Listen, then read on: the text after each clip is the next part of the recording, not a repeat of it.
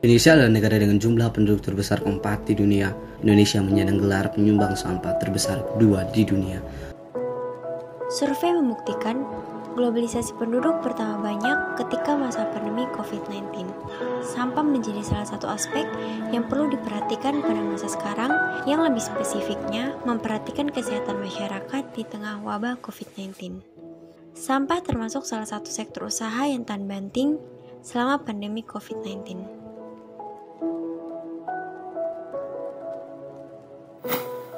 Pada tahun ini, HDSN mengusung tema sampah sebagai bahan baru ekonomi. Namun kenyataannya, sampah organik dan sampah plastik dibuang secara bersamaan ke tempat penampungan sampah, sehingga terjadi penumpukan yang sangat banyak. Tingginya produksi sampah di daerah Kota Kupang berdampak pada daya tampung tempat pembuangan akhir atau TPA milik pemerintah Kota Kupang yang lahannya sangat terbatas. Pada tanggal 5 Februari tahun 2020, terjadi pertambahan jumlah penduduk Nusa Tenggara Timur tahun 2019 sebesar 5,20%. Data tersebut menunjukkan bahwa pertambahan penduduk di Kota Kupang secara langsung berpengaruh terhadap peningkatan jumlah sampah yang dihasilkan oleh penduduk secara terus-menerus setiap harinya.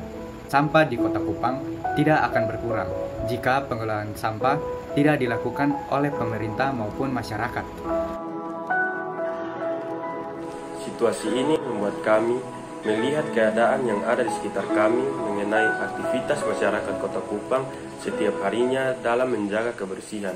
Pasar Impres adalah salah satu tempat di mana kita bisa melihat tentang kurangnya fasilitas dan penyediaan tempat sampah. Keadaan ini membuat kami merasakan tentang kurangnya kesadaran dari pengunjung serta orang di sekitar dalam menjaga kebersihan dan mentaati protokol kesehatan. Hal ini membuat kami membandingkan antara pasar dengan supermarket yang dimana keduanya sebagai tempat aktivitas pembelanjaan yang paling sering dikunjungi masyarakat setiap harinya. Lipo Plaza menjadi sasaran kedua kami setelah Pasar Impres. Hal ini dikarenakan selama masa pandemi COVID-19, penerapan protokol kesehatan dari pemerintahan Kota Kupang serta fasilitas penyediaan tempat sampah dan penularan kesehatan pun menjadi perhatian utama dari masyarakat. Dari kedua perbandingan tersebut membuat kami semakin tertarik jika bagaimana penerapan tersebut tidak diperhatikan dan tidak menjadi tujuan utama dalam kehidupan sehari-hari. Inilah dampak jika masyarakat sering menyepelekan tentang kesehatan dalam menjaga serta memelihara kebersihan. Menjadi tujuan utama dalam menyikapi terhindarnya penyakit yang ditimbulkan dari kurangnya kesadaran masyarakat di Kota Kupang. Sasaran pertama kami adalah rumah sakit umum. Rumah sakit umum adalah rumah sakit terlama bahkan menjadi salah satu pusat penanganan COVID-19 di Kota Kupang. Rumah sakit kedua yaitu Rumah Sakit Siloam. Rumah Sakit Siloam adalah rumah sakit yang memiliki fasilitas lengkap di antara rumah sakit di Nusa Tenggara Timur. Mempunyai banyak fasilitas penyediaan tempat sampah, bahkan dengan ketat memperhatikan protokol kesehatan, dan sering menjadi sorotan warga NTT karena kelebihannya tersebut. Perbandingan terakhir yang kami lakukan adalah Rumah Sakit Leona, rumah sakit dengan lokasi yang bisa dikatakan strategis.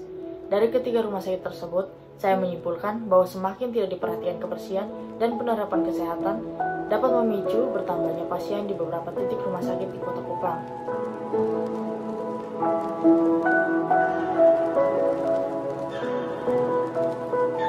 Kami, Berdanindo Johannes Ola dengan NIM 21030500043, Prinsel Taunu dengan NIM 21030500060, Dania Rudolf Putra Manali dengan NIM 21030500049, Aurelia Aresta dengan NIM 21030500042, Dembora Mik dengan NIM 21030500050, Chris Atopa dengan NIM 21030500045. Skenario pembuatan video kami mengambil topik pembahasan mengenai sampah, pertumbuhan penduduk, dan perbandingan beberapa tempat yang kami survei. Dosen pengasuh kami, Dorcas Y. Akale, SPD, MPD, tugas video mata kuliah Pendidikan Pancasila, jurusan Ilmu Komunikasi, Fakultas Ilmu Sosial dan Ilmu Politik, Universitas Nusa Tenggara Kupang, kelas B, semester 1. Terima kasih.